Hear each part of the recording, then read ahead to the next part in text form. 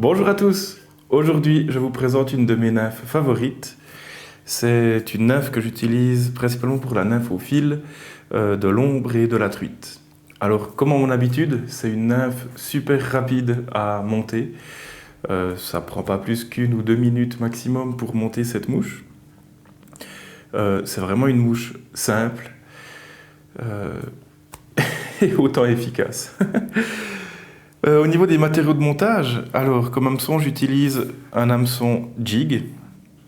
Simplement parce que pour la nymphe au fil, ces hameçons sont très intéressants vu qu'ils vont évoluer de cette manière-là dans l'eau et vont donc limiter l'accrochage au fond de l'eau. Ici, c'est un hameçon de taille 16. Au niveau de la bille, j'utilise ici une bille de... je vais vous le montrer là. J'utilise ici une bille de 2,8 mm. Alors là aussi, on peut sans problème varier la taille de la bille en fonction de la profondeur et du débit de l'eau. On peut imaginer monter cette nymphe avec une bille allant de 2 mm à 3 mm et demi, sans problème. On va adapter la taille de l'hameçon aussi au diamètre de la bille.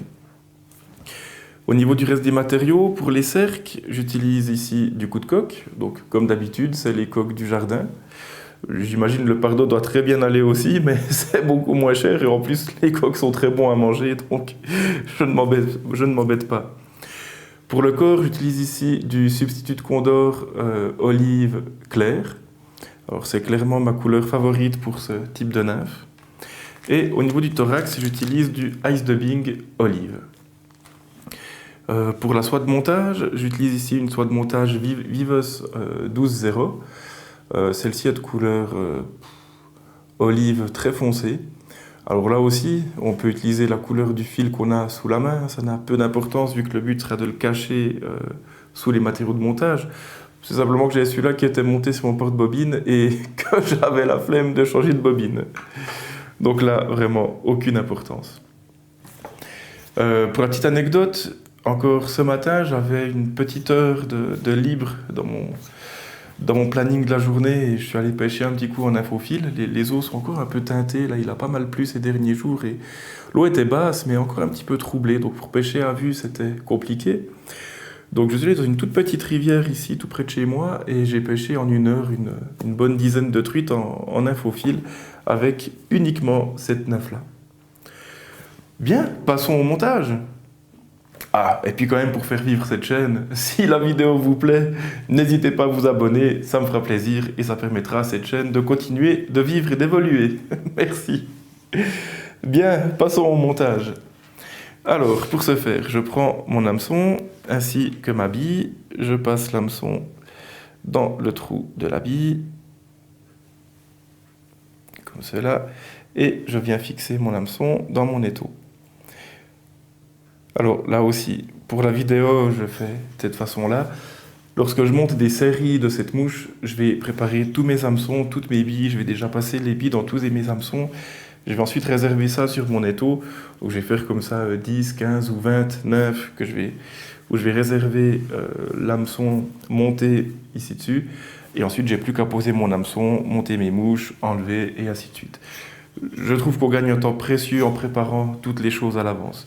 De même que le substitut de Condor, quand je fais des séries, je vais venir partager toutes mes fibres à l'avance. Et de cette manière-là, on gagne un temps précieux.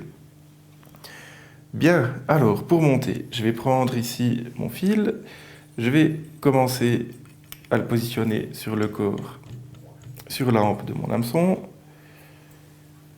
Comme ceci. Je vais couper l'excédent, emprisonner tout ça, et je vais venir emprisonner ma bille de sorte à ce qu'elle ne tourne plus. Donc pour ça, je vais faire quelques tours derrière ma bille jusqu'à ce qu'elle soit fixe. Voilà.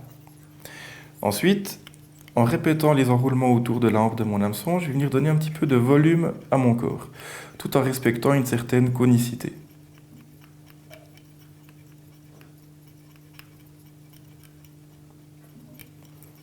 Voilà. Et je ramène ensuite ma soie au niveau de la courbure. Je prends maintenant une petite touffe de coup de coque ici, une petite pincée.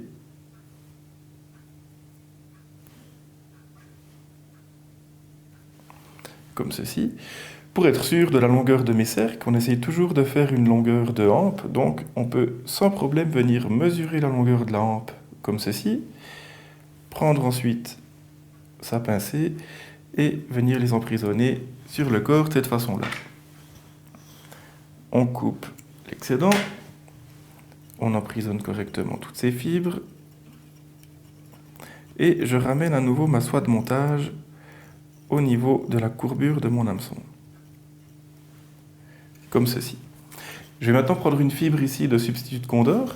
Alors, la petite astuce, on pourrait venir les prendre avec les doigts, je trouve que c'est un petit peu galère, surtout si on a des grosses pattes. Du coup, on peut prendre la Bruxelles et venir simplement séparer une fibre, comme ceci, à l'aide de la Bruxelles. Je récupère ma fibre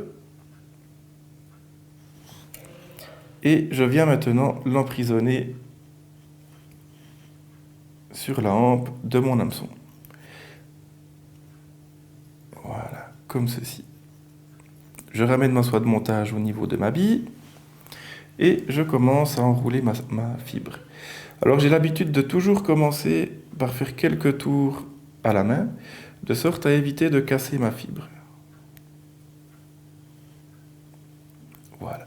Alors là, on pourrait tout à fait continuer à la main et enrouler le tout, ou alors se munir ici d'une pince à racles et venir enrouler cette plume autour de la hampe de l'hameçon.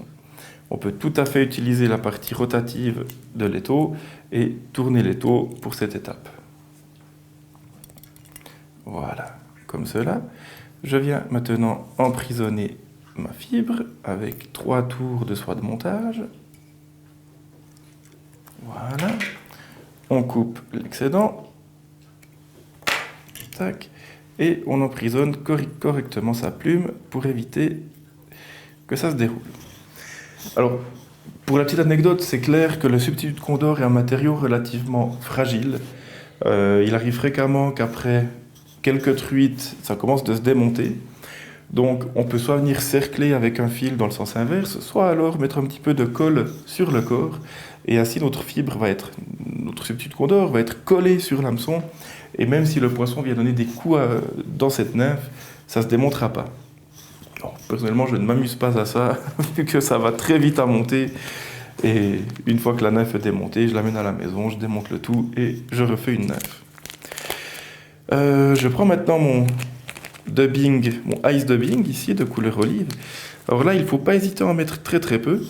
Donc je prends une toute petite pincée et je viens la fixer sur ma soie de montage comme ceci. Pour ce faire, j'ai l'habitude de lécher mes doigts et de la fixer sur ma soie de montage. On pourrait tout à fait imaginer utiliser de la poix ou faire une boucle à dubbing si vraiment, mais je ne m'amuse pas à ça.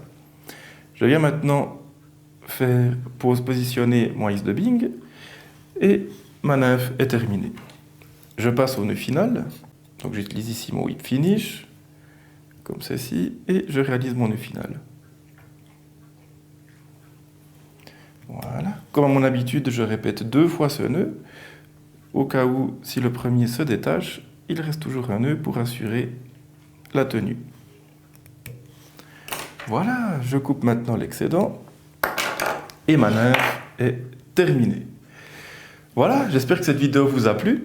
N'hésitez pas à vous abonner à la chaîne, et merci d'avoir regardé cette vidéo. Amusez-vous bien.